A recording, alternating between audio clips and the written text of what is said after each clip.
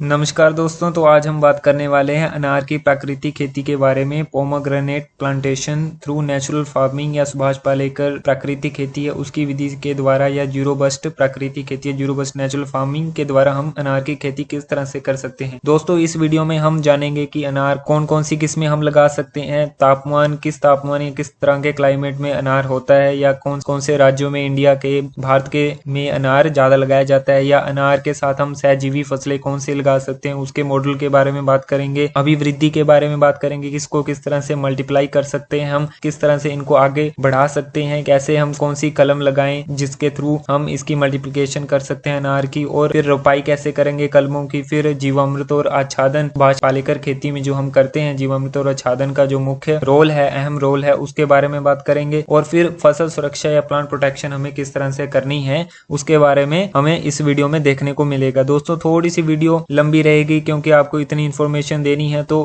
Time तो लगेगा ही। आप क्या कर सकते हैं कि अगर आपको इसमें इन बिंदुओं में से कुछ इन्फॉर्मेशन ही लेनी है तो आप वीडियो के डिस्क्रिप्शन में नीचे आपको बता दिया जाएगा कि इस पॉइंट के लिए अगर फसल सुरक्षा आप देखना चाहते हैं तो सिर्फ उसके लिए टाइमलाइन नीचे दी जाएगी, आप उस पर क्लिक करें और आपको सिर्फ वही देखने को, उसी पॉइंट पे आप आ जाएंगे वीडियो में। तो दोस्तों, अब हम स्टार्ट करने वाले हैं अनार की एक इंट्रोडक्शन की अनार कैसे, कौन से राज्यों में पाए जाते हैं और इसके क्या क्या फायदे हैं। देखिए, अनार के उत्पादन में भारत में प्रथम स्थान पर महाराष्ट्र राज्य है। महाराष्ट्र के अतिरिक्त गुजरात, कर्नाटक, आंध्र प्रदेश, तमिलनाडु, राजस्थान, उत्तर प्रदेश आदि राज्यों में भी अनार का उत्पादन किया जाता है। अनार का पेड़ विकट परिस्थितियों को भी सहन करने में समर्थ है। अगर अनफेवरेबल कंडीशंस हैं उनको भी सहन करने के सामर्थ्य रखता है अनार, इसलिए अनार का उत्पादन हम कहीं भी ले सकते हैं। यहाँ तक कि वीरान ऊसर भूमि में भी, अकाल में भी इसका उत्पादन लिया जा सकता है। वैसे अनार निम्न उष्ण कटिबंधीय पेड़ है, यानी जो लो ट्रॉपिकल एरियाज है वहां पे होता है। अनार शक्तिदायक फल है, इसलिए चिकित्सक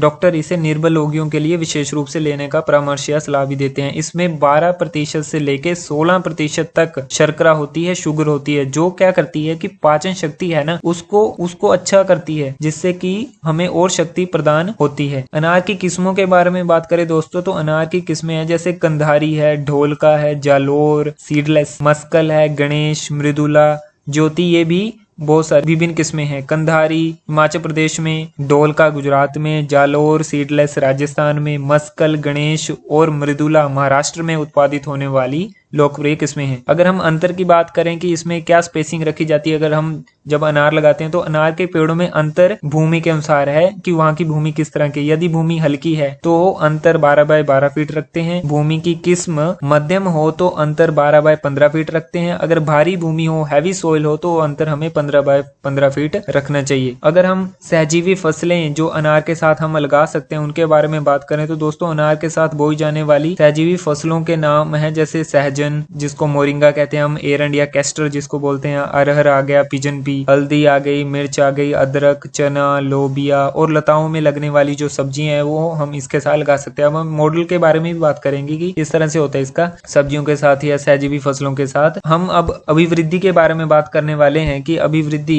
की मल्टीप्लिकेशन हम किस तरह से कर सकते हैं, छांट कलम से, गुट्टी कलम से। देखिए दोस्तों, अनार की अभिवृद्धि बीज लगाकर भी हो सकती है, शाखाओं को लगाकर या गुट्टी कलम से भी करते हैं। शाखाओं को तोड़कर छांट कलम से अभिवृद्धि करना या गुट्टी कलम से अभिवृद्धि करना दोनों एक समान है। छांट कलम से अगर हम अभिवृद्धि कर रहे हैं, अनार के जिन बगीचों का रख रखाव उत्तम तरीके से किया जाता हो, उन बगीचों में से रोग मुक्त उत्तम फल देने वाले पौधों को चिन्हित करने के लिए उन पर पुराने रंगीन कपड़े बांध दे। पेड़ के तने के आसपास जो अंकुर निकलकर डालियों में परिवर्तित होते हैं वे कलम के लिए उत्तम होते हैं। छांट कलम का चुनाव करते समय यह देखें कि उसकी चौड़ाई पेंसिल के बराबर है या नहीं। डाली के पीछे के भाग तथा आगे के कोमल भाग को छोड़कर बीच का भाग, सेंटर का भाग कलम के लिए लें। छांट कलम की लंबाई लगभग कितनी होनी चाहिए? लंबाई 22 से 26 सेंटीमीटर होनी चाहिए और उस पर न्यूनतम कम से कम 4 से 6 आंख अवश्य होनी चाहिए। उसके ऊपर बर्ड 4 से 6 होनी ही चाहिए। छांट कलम कर जो पत्ते हैं, छांट कलम पर जो पत्ते हैं, उन्हें आंखों की क्षति पहुंचाए बिना निकाल दें। मतलब बर्ड्स को कोई नुकसान नहीं होना चाहिए, लेकिन हमें पत्तों को रिमूव कर देना है। छांट कलम को फिर बीजामृत में डुबोएं और लगाएं। अब जिनको बीजामृत के बारे में नहीं पता है, हमने इसके ऊपर पहले वीडियो डाल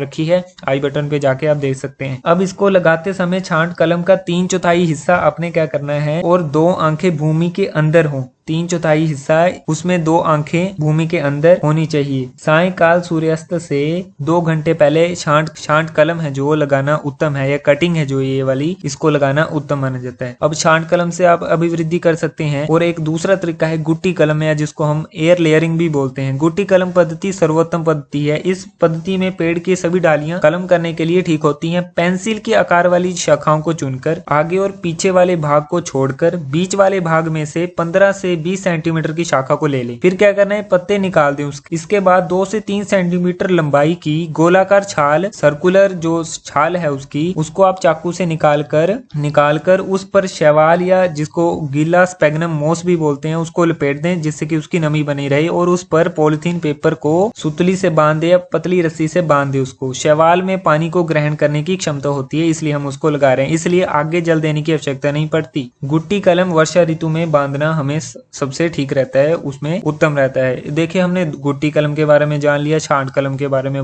जान लिया। इसकी अभिवृद्धि अगर हमें अनार की करनी हो इन 2 तरीकों के द्वारा। अब हम रोपाई की बात कर लेते हैं। अनार की रोपाई खेत में 12 बाय 12 फीट, 12 बाय 15 फीट या 15 बाय 15 फीट की दूरी पर अनार की कलमें हम लगा सकते हैं। खेत में 3-3 फीट की दूरी पर नाली निकालें, 3-3 की फीट की दूरी पर। इस प्रकार 12 फीट में 4 नालियां निकलेंगी। ठीक है, 4 × 12। नाली संख्या 1 में गुट्टी कलम को गड्ढे खोदकर लगा दें और लगाए हुए गुट्टी कलम के पास कोई लकड़ी या डंडा आधार या बेस सहयोग देने के लिए गाड़कर उसे सुतली या रस्सी से बांध दे, जिससे उसको थोड़ा सपोर्ट रहे। अब बाकी अंतराल पर, शेष अंतराल पर जैसा कि आपको चित्र में दर्शाया गया है, आंतर फसलों को बो दें। जो हमने और सह फसलें बताई हैं आपको, वो आपको बोनी है। बोने के पहले प्रति एकड़ 100 किलो देसी गोबर खाद, 50 किलो घन जीवामृत और 300 किलो वहीं की मिट्टी का मिश्रण तैयार कर ले। और बोते समय इन तीनों के मिश्रण का प्रयोग प्रत्येक गुट्टी कलम और आंतर फसलों के साथ करें। अभी जिनको घन जीवामृत के बारे में नहीं पता, इसके ऊपर पहले वीडियो बन चुकी है, आप जाके देख सकते हैं। बोने के बाद तुरंत जीवामृत के साथ जल दें। अब जीवामृत भी आप अगर जानना चाहते हैं क्या है, तो इसके ऊपर पहले वीडियो बनाई है, आप देख सकते हैं जाके। बोने के बाद हमें क्या करना है कि तुरंत जीवामृत देना है। कलम के बढ़ने के साथ भूमि पर उस कलम के जो अंकुर आएंगे उनको निकाल दें। केवल भूमि से 15 से 20 सेंटीमीटर की ऊंचाई पर जो 4-5 अच्छी शाखाएं आएंगी उन्हें बढ़ने का मौका दें। चित्र में आपको प्रदर्शित है कि आंतर फसलों तथा सुधारित सहजन, अरंडी, अरहर के बीज लगाएं और हर 2 पौधों के मध्य मिर्च लगाएं तथा नालियों के दोनों ढलानों पर गेंदा, लोबिया, बेलों में होने वाली सब्जियां,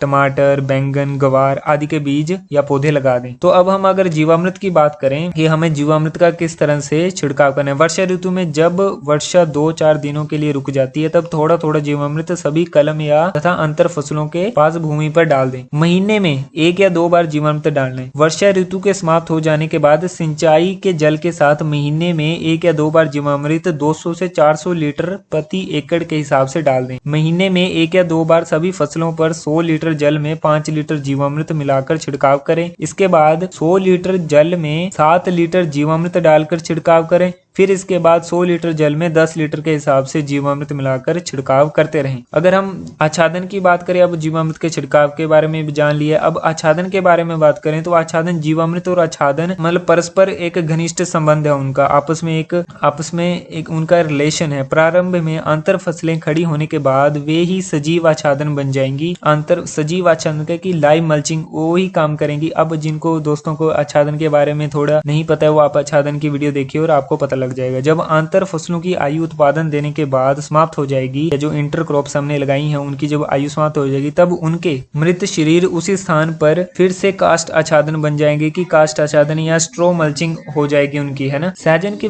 उधर ही वो मिल जाएंगे। सहजन के वृक्ष से हरी फलियां तोड़ लेने के बाद जब वृक्ष की छंटाई की जाएगी तो पर्याप्त मात्रा में कास्ट आच्छादन प्राप्त होंगे। अब कास्ट आच्छादन, स्ट्रो मल्चिंग आ गई। अब जिनको ये नहीं पता हो, आप वीडियो जाइए आच्छादन के प्रकार के देखिए, अब आई बटन में दी है, आपको समझ आ जाएगा। छंटाई का दूसरा लाभ यह भी मिलेगा कि नए अंकुर उस पर अधिक गति से बढ़ेंगे और अगला कास्ट आच्छादन हमें और भी अधिक मात्रा में उपलब्ध हो सकेगा। अंतर फसलें, इंटरक्रॉप्स जो हमने लगाई हैं, आपको फिर से उन्हीं स्थानों पर बोना है जिससे नीचे कास्ट आच्छादन और ऊपर सजीव आच्छादन मिल सके। लाइव मल्चिंग, कास्ट आच्छादन होगी, स्ट्रो मल्चिंग। जीवामृत और आच्छादन से जो असंख्य या बहुत सारे जो जीवाणु हैं या केचुए पैदा होंगे, जो कई वर्षों तक प्रत्येक पेड़ पौधों की जड़ों को पर्याप्त पर्याप्त पोषक तत्व देते रहेंगे, जिस कारण आपको ऊपर से कुछ भी डालने की आवश्यकता नहीं पड़ेगी। अब हम फसल सुरक्षा या प्लांट प्रोटेक्शन, जो हमारा अंतिम टॉपिक है, उसके बारे में बात कर लेते हैं। देखिए दोस्तों, अनार को घनी छाया चाहिए। अनार का पेड़ यदि खुले आकाश में अर्थात कड़ी धूप में खड़ा होता है तो उचित उत्पादन नहीं मिलता, इसलिए एरंड या सहजन के माध्यम से उस पर छाया की व्यवस्था करनी चाहिए। आप पंचस्तरीय बागवानी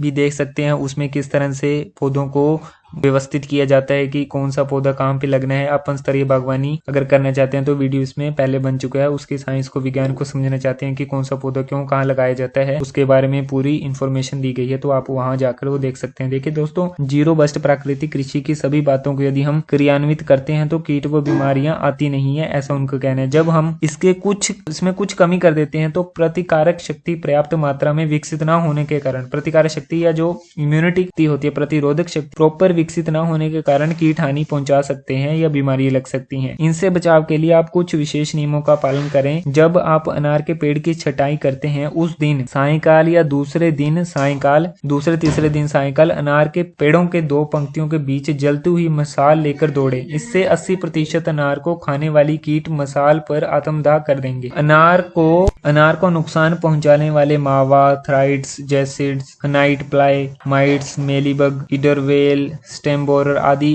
कीट हैं। इन सबसे बचाव के लिए नीमास्त्र, अग्नियास्त्र, ब्रह्मास्त्र, सोंठास्त्र आदि का छिड़काव करना चाहिए। इनसे छुटकारा पाने में जीवामृत, वापसा, आच्छादन आदि बेहद मदद पहुंचाते। इसमें खट्टी छाछ का भी छिड़काव उपयोगी है। दोस्तों, हमने इस अनार की प्राकृतिक खेती के मुख्य बिंदुओं में बात कर ली है कि किसमें कौन सी लगानी है, फसल सुरक्षा कैसे करनी है, अभिवृद्धि कैसे करनी है, मल्टीप्लिकेशन इसमें किस तरह से हो सकती है, सहजीवी फसलों को किस तरह से लगाएं, उनमें क्या अंतर रखें, उसके मॉडल के बारे में बात कर ली। जीवामृत कितना देना है, आच्छादन कैसे देना है, उसका महत्व क्या है, वो उसके बारे में बात कर ली है। तो दोस्तों, अगर आप इसको शेयर करना चाहते हैं अपने किसान भाइयों के साथ तो शेयर कर सकते हैं। तो दोस्तों, इस वीडियो में इतना ही। नमस्कार।